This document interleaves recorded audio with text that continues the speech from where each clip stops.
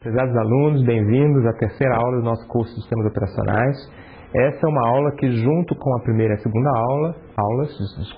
compõe o capítulo 1 do nosso livro. Vai ser a nossa última aula nesse tom assim, de coisas em alto nível, sem entrar muito no detalhe técnico. A emenda dessa aula diz respeito a características de implementação dos sistemas operacionais. Nós vamos falar especificamente de dois tópicos importantes, que são como os sistemas operacionais gerenciam a multiprogramação, que da aula número 1 nós sabemos que é aquela noção que permite que os recursos do computador sejam virtualmente ao mesmo tempo compartilhados por diversos programas, agora processos, que é o novo termo que nós já temos, e o segundo tópico será como estruturar o sistema operacional, todas essas partes variáveis, como é que historicamente, inclusive nos sistemas presentes agora, hoje em dia em uso, como é que essas partes são combinadas para fazer a estrutura do sistema operacional. Bem, o nosso primeiro tópico é o gerenciamento da multiprogramação. No sistema Linux e em todos os sistemas que nós vamos usar, quando nós virmos os processos com mais detalhes, esse gerenciamento é feito pelo sistema operacional. Tá? E sendo feito pelo sistema operacional, essa multiprogramação, ou seja, o fato de que existem outros processos e outros programas rodando na máquina junto com o seu, fica visível para o usuário. Se você é usuário do sistema Linux, existem comandos que permitem que você veja uma lista de todos os processos que estão sendo executados. Então, a multiprogramação, quando gerenciada pelo próprio sistema operacional, é visível ao usuário. No passado, alguns sistemas tentaram ocultar isso do usuário através de duas formas chamadas de máquinas virtuais de exonúcleo, que nós vamos estudar na aula de hoje, principalmente por razões históricas e também porque elas nos permitem ver quais foram as tentativas que foram feitas historicamente para gerenciar essa coexistência de vários processos ao mesmo tempo. A principal motivação para os projetistas que tentaram fazer essa separação foi o seguinte: bem, nós sabemos desde o começo do curso que o que o sistema operacional faz é estender o hardware da máquina e prover uma máquina estendida ao usuário. Tentando separar a multiprogramação dessa noção, o que esses projetistas fizeram foi agora estender o sistema operacional, de maneira que essa parte que estende o sistema operacional seja precisamente a parte responsável pela realização da multiprogramação. Máquinas virtuais e exonúcleos são os dois tópicos específicos que nós vamos ver. Máquinas virtuais. Esse termo máquinas virtuais, eu creio que certamente vocês já terão ouvido falar em outros contextos. Daqui a pouco eu vou voltar a esse tópico dando exemplos de coisas das quais vocês já ouviram falar certamente. Mas a melhor forma de ilustrar o que querem dizer máquinas virtuais no contexto da gerência de programação e sistemas operacionais é utilizar essa figura. Nessa figura nós temos uma hierarquia, novamente, assim como nós já mostramos diversas vezes.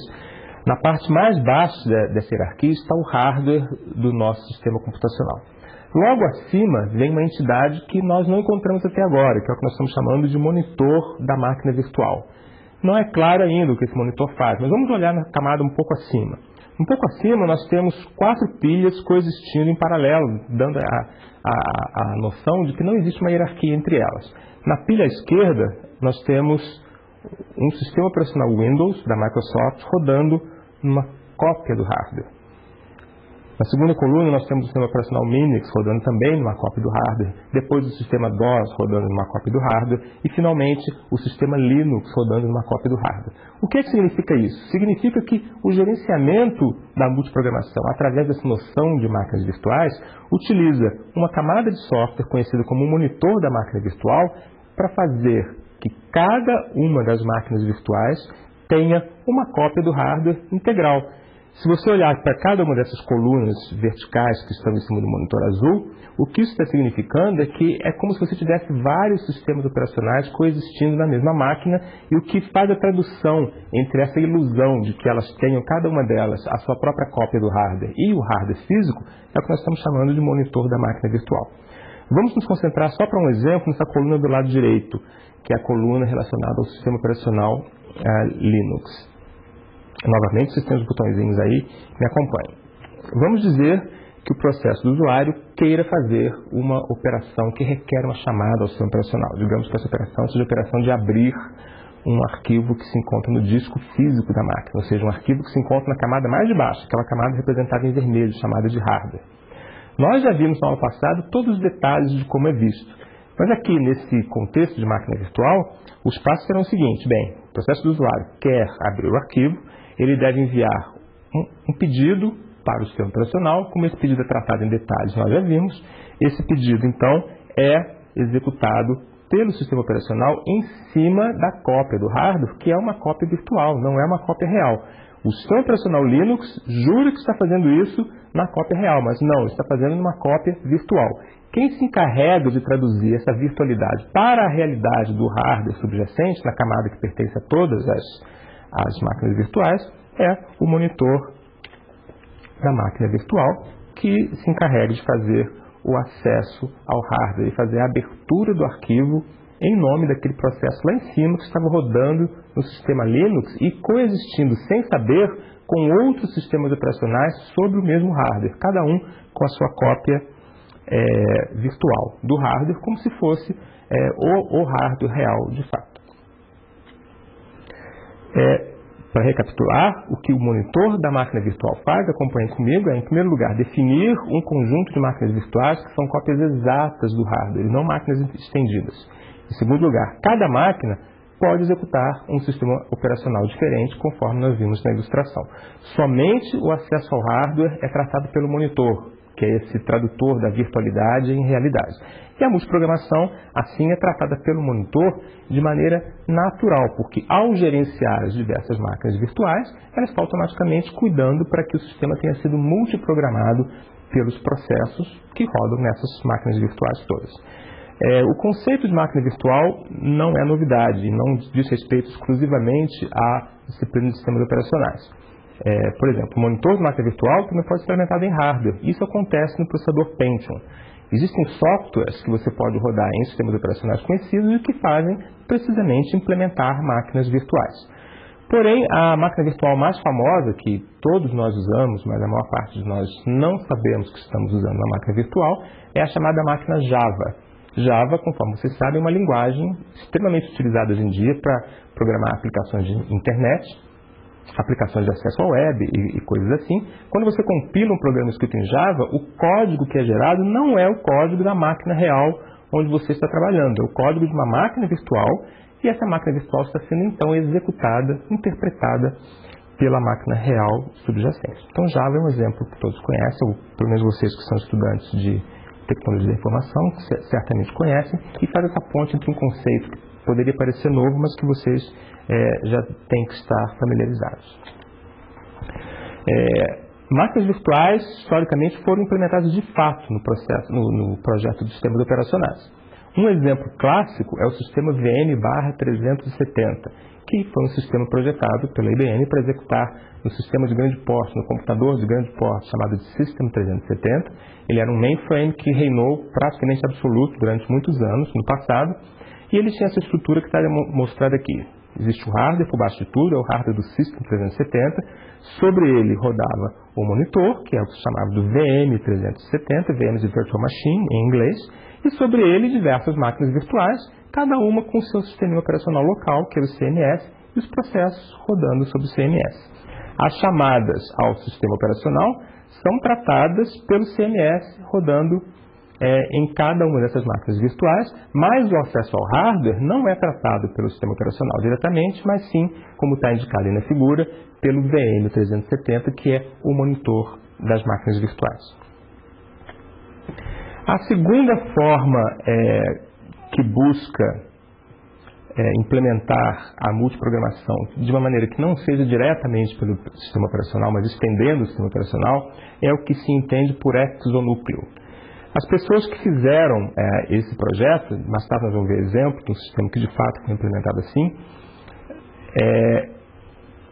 elas continuam usando o termo máquina virtual, mas com um significado diferente do significado que nós acabamos de utilizar. A principal diferença para o método anterior, o método das máquinas virtuais, é que agora o hardware não é copiado para todas as máquinas, mas o hardware físico, ele sim é partido, ele é repartido entre as máquinas virtuais. Então as máquinas virtuais sabem que estão coexistindo com outras máquinas virtuais e novamente é possível que cada uma delas execute sistemas operacionais diferentes.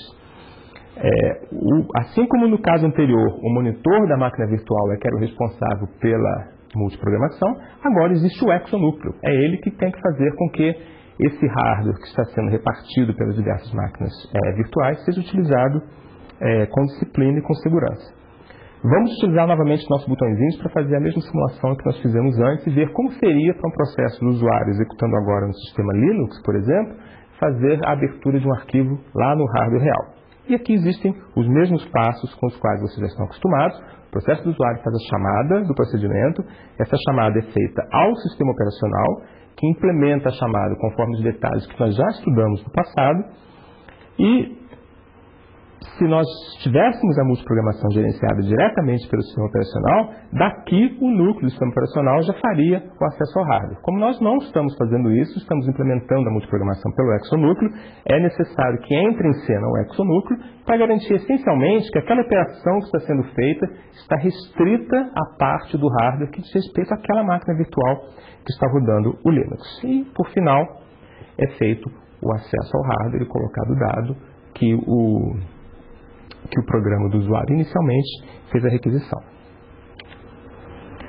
Vamos então recapitular. O monitor agora é chamado exonúcleo e ele tem duas funções principais. Ele gerencia a alocação dos recursos das máquinas virtuais e ele garante que cada máquina virtual use somente os recursos alocados a ela. Aqui tem uma lista de potenciais vantagens sobre as máquinas virtuais. Depois eu quero que vocês voltem a essa lista e examinem a lista cuidadosamente. São coisas de interesse principalmente histórico, então nós vamos passar diretamente para a próxima transparência. A próxima transparência nos introduz ao segundo tópico principal dessa aula. O primeiro tópico é a gerência da multiprogramação, o segundo tópico é como organizar o sistema operacional. Quais foram as tentativas historicamente feitas e como as coisas resultaram, quais são os exemplos que foram aparecendo. Nós vamos ver 3 tipos de sistema, que são aqueles que dominam a cena praticamente. O primeiro serão os sistemas chamados de monolíticos. O segundo, os sistemas organizados em camadas.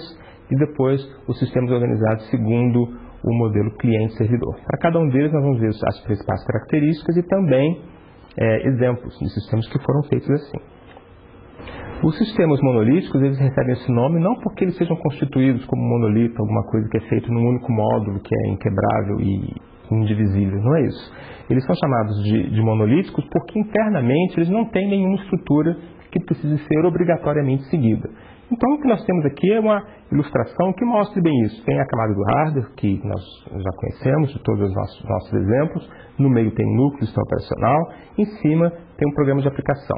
O que vocês veem dentro dessa parte operacional é uma série de módulos e esses módulos podem se comunicar uns aos outros, não existe nenhuma estrutura obrigatória. No entanto, as coisas não são caóticas, não são totalmente desestruturadas, apesar dos sistemas serem chamados de monolíticos. Em especial, e agora nós temos que começar apertando o nosso botãozinho com a nossa animação, é possível que, apesar de não ser obrigatório utilizar esses sistemas monolíticos de maneira disciplinada, é possível que nós façamos assim.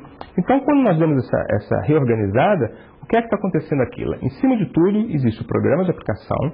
Esse programa de aplicação se comunica com os procedimentos de serviço, que são os procedimentos que implementam as chamadas ao sistema. Esses procedimentos, por sua vez, fazem uso de procedimentos utilitários, que são aqueles que farão, eventualmente, acesso ao hardware. Então, o sistema é monolítico, não força que as coisas sejam feitas segundo essa organização, mas é possível fazer alguma organização. Continuando a nossa animação, vamos ver aquele exemplo de sempre, o que é que acontece num sistema desse tipo, quando o usuário deseja acessar um arquivo em disco. Então, nós já sabemos, inicialmente ele faz uma chamada a um procedimento da biblioteca. O procedimento da biblioteca executa uma instrução de trap, que faz com que o modo de execução passe do modo usuário para o modo núcleo ou protegido. Aqui, essa chamada é atendida por um procedimento especializado, que aqui nós estamos colocando dentro dessa primeira camada de procedimentos em laranja. Depois, a nova chamada é feita para um procedimento dentro daquele grupo que nós chamamos de procedimentos utilitários, e são esses procedimentos utilitários que finalmente farão o acesso ao hardware, colocando para o usuário, disponível para o usuário, as informações que seriam necessárias para que o usuário prosseguisse o seu processamento. Lembre-se que isso tudo foi um exemplo para abrir um arquivo. Então, abrir um arquivo significa ir ao disco através de todo esse caminho relativamente complicado para buscar informações a respeito do arquivo e torná-las disponíveis para o usuário. Recapitulando, sistemas monolíticos, o projeto não é estruturado. O sistema é um conjunto de procedimentos compilados num único arquivo objeto. Os procedimentos possuem uma interface bem definida, eles podem chamar uns aos outros e dependem da implementação dos outros para funcionar. Esse conjunto de características é que faz com que eles sejam chamados de monolíticos. Novamente, o modelo de chamadas ao sistema permite uma estruturação. Nós não somos obrigados a utilizá-lo de qualquer maneira. Nós podemos fazer uma estruturação, isso é desejável, e aí um processo que usa os procedimentos de serviço, um conjunto de procedimentos que implementam as chamadas do sistema, que é a primeira camadinha que nós colocamos na figura, e um conjunto de procedimentos utilitários utilizados pelos procedimentos de serviço. Esses procedimentos utilitários são aqueles que vão, ao final de toda essa cadeia de operações, fazer, de fato, o acesso ao hardware e prover os dados ao usuário, que era aquele que estava lá na camada mais alta de todas. Um sistema famoso, que inclusive é o sistema que vocês estão usando, e que é estruturado dessa maneira dos sistemas monolíticos, é o sistema Linux. O acesso ao hardware, no Linux, o acesso ao hardware é feito a partir dos controladores dos dispositivos e ele é dividido em 5 subsistemas. Aqui nessa figura vocês estão vendo o hardware, os controladores dos dispositivos que estão logo acima, os 5 subsistemas do núcleo, acima disso os serviços do sistema e, no topo de tudo, os programas dos usuários que vão fazer a chamada ao sistema e vão requerer os serviços de acesso ao hardware. Agora, para vocês verem uma descrição um pouco mais detalhada de cada um desses módulos, esses módulos do núcleo são esse escalonador, um módulo de comunicação entre processos, a gerência de memória, um módulo para o sistema de arquivos virtual e um módulo de interface com rede. Quando vocês clicarem agora em cada um desses módulos, do lado direito vocês vão obter uma descrição do que faz aquele módulo. Essa é uma descrição sucinta e superficial para praticamente todos esses tópicos. Nas aulas mais técnicas nós teremos detalhes. Então aqui, por exemplo, o subsistema escalonador é aquele que implementa a multiprogramação no Linux, ou seja, esse é um exemplo de sistema onde a multiprogramação é implementada pelo sistema operacional, e não daquelas outras maneiras. E assim eu convido que vocês cliquem em cada uma das outras caixinhas para ter uma descrição do que é que cada um desses subsistemas faz. No futuro, em aulas futuras, nós vamos entrar em detalhes e descrever mais tecnicamente cada uma das possibilidades. O novo tipo de estruturação, além dessa estruturação monolítica, é o que nós chamamos de estruturação em camadas. Agora, o que nós temos é que os procedimentos do núcleo do sistema operacional são organizados em camadas. Cada camada inferior provê uma nova abstração, uma abstração de novo nível para as camadas superiores. É isso que está mostrado aqui. Novamente, nos nossos botõezinhos, vamos lá. No contexto daquele exemplo que nós temos visto, que é o exemplo de fazer acesso ao disco para fazer a abertura de um arquivo, nós podemos aqui colocar as camadas como sendo essas. A camada do topo de todas, a mais alta, aquela mais próxima do usuário, é a camada que nós estamos chamando de camada de chamadas ao sistema operacional, é a de sempre. Logo abaixo tem a camada de gerenciamento de arquivos, é ela que cuida da implementação do sistema de arquivos. Depois, o gerenciamento do processador, que é aquele que faz com que o processador seja compartilhado por todos os processos interessados aqui nesse desenvolvimento.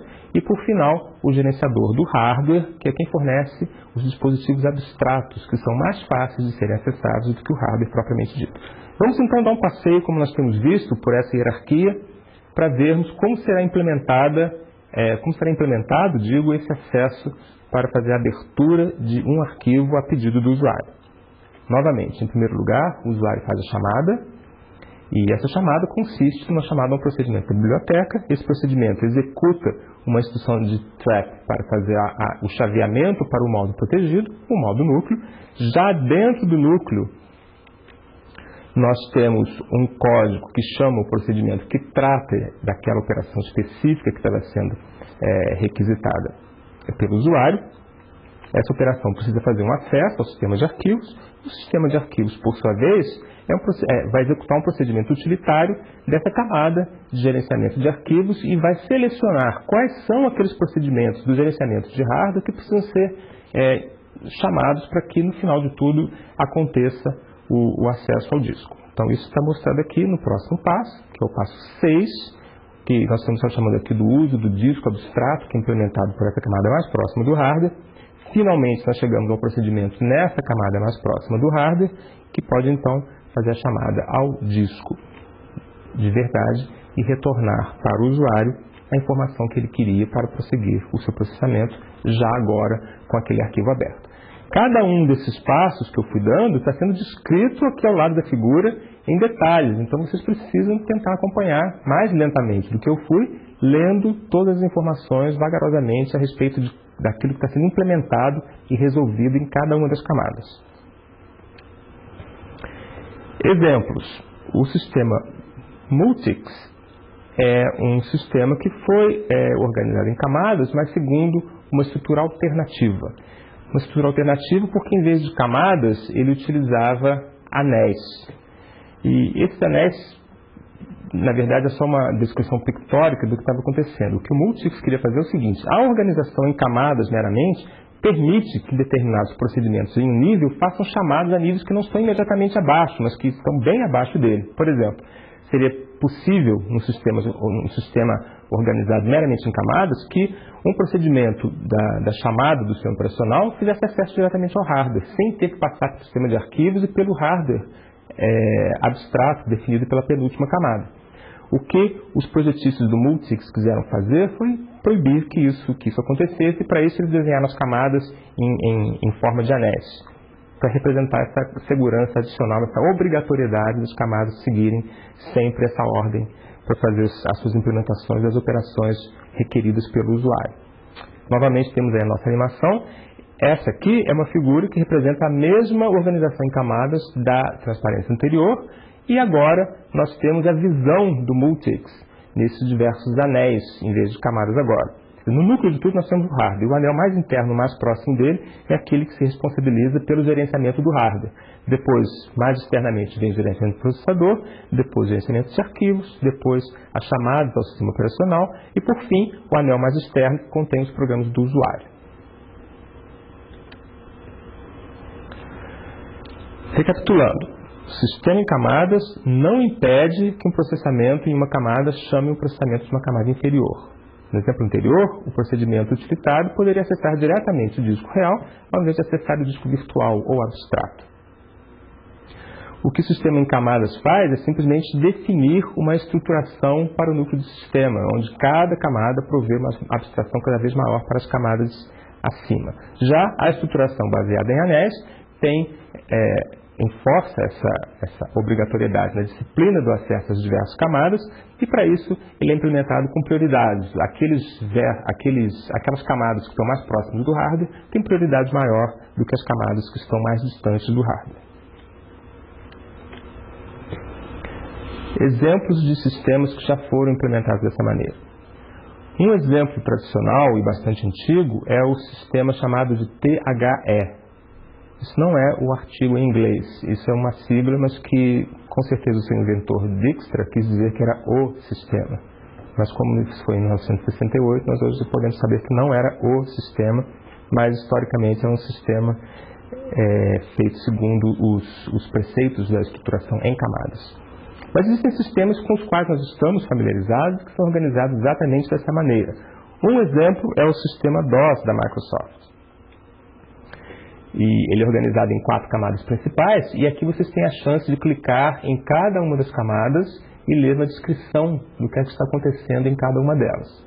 Eu sugiro, mais uma vez, que vocês passem por isso aqui cuidadosamente, lendo a descrição que aparece do lado direito, para descobrir no DOS o que é que está na camada de drivers e dispositivos da BIOS, que é o Basic I/O Subsystem, o que é que está na camada que vem logo acima, que são os drivers e dispositivos do próprio DOS, aqueles que estão fora da BIOS, depois o sistema operacional residente, na camada superior, e na última de todas, o programa do usuário.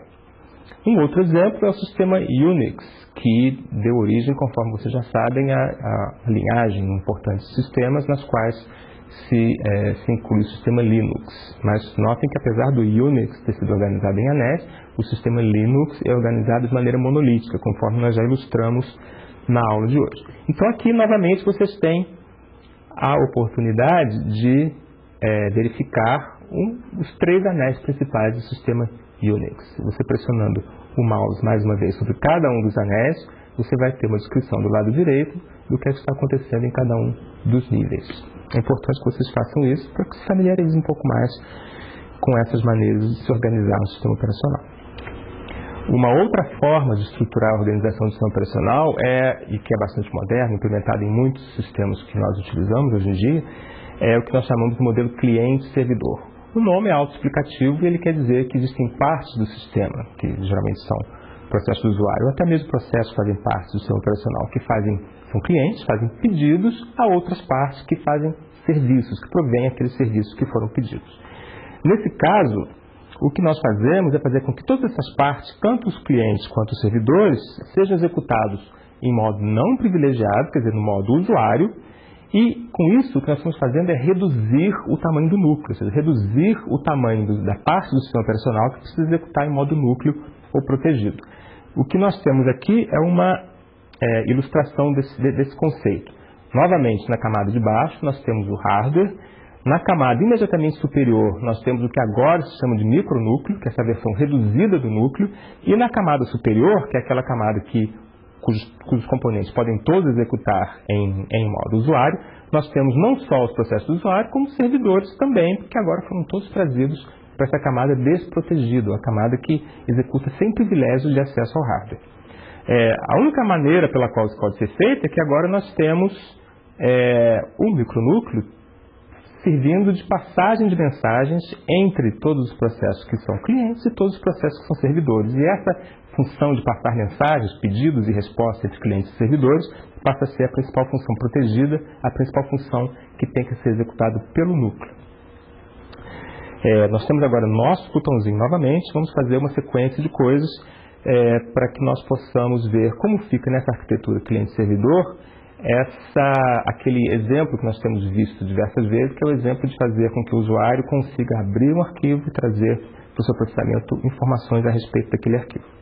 Então, o primeiro clique nos leva a uma descrição nesse texto que aparece aí embaixo de quais são os processos que nós vamos estar utilizando, quais são aqueles processos aos quais nós vamos nos referir e que executam em modo usuário. Nós temos o processo do usuário, que é o processo que está fazendo essa requisição, e temos 3 processos servidores.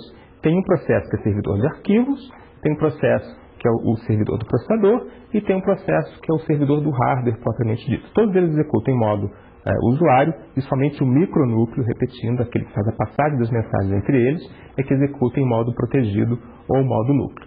Continuando com a nossa animação, o próximo clique nos leva à situação onde o processo do usuário está fazendo aquele requerimento por abertura de arquivo, aquele requerimento de que seja aberto um arquivo para ele. Esse requerimento, nesse modelo, significa que está sendo enviada uma mensagem através do micronúcleo do processo do usuário para o servidor de arquivos. O servidor de arquivos, então, vai começar a execução e para que ele possa realizar o que foi pedido a ele, ele vai ter que se comunicar agora com o servidor de hardware, cuja execução, por sua vez, vai fazer com que seja enviado, agora sim, um pedido para utilização em modo protegido do hardware propriamente dito. Uma vez que isso é feito, o hardware é acessado, é lida a informação que precisa ser trazida para o usuário, seguindo o pedido que ele fez, e agora nós temos o caminho inverso, onde o dado é mandado para o servidor, o controle volta para o servidor de hardware faz a terminação que precisar fazer, volta para o servidor de arquivos, que faz a mesma coisa, e finalmente, com uma última mensagem, essa de número 12, informa ao processo do usuário que aquele dado que ele tinha requisitado já está disponível. Mais uma vez, por favor, notem que eu passei rapidamente por esses cliques, mas embaixo do desenho tem aparecido sempre uma descrição de tudo que está acontecendo. Então é importante que vocês façam esse mesmo caminho, refaçam se for necessário, na velocidade que permita vocês lerem tudo e compreenderem o que está acontecendo nesse modelo cliente-servidor. Recapitulando, o modelo cliente-servidor, o objetivo é reduzir o código do núcleo do sistema, ele torna o código mais enxuto, menor, colocando quase todas as partes do sistema executando em modo usuário, portanto, modo não protegido. Ele é baseado no modelo cliente-servidor, que existe em outros contextos da computação, e por isso existem processos servidores, que novamente rodam no modo usuário, executam quase todos os serviços do sistema.